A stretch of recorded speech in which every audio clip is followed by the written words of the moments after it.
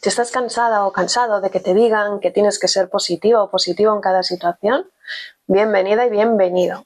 Seamos sinceros, la positividad tóxica es real. Es esa presión invisible de tener que ver siempre el lado bueno, incluso cuando por dentro no lo estás sintiendo. Y a veces forzar esa situación y esa actitud nos hace más daño que bien. ¿Te suena? Piensa en esto. Estás pasando por un momento difícil y alguien te suelta el típico «pero mira, estate agradecido si tienes salud». ¿Esto ayuda? Probablemente no mucho.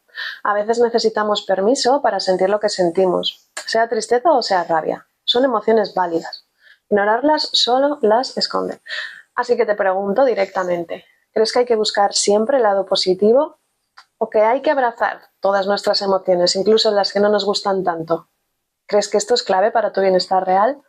Quiero leer tu opinión en los comentarios, así que no te cortes. Aquí se habla claro.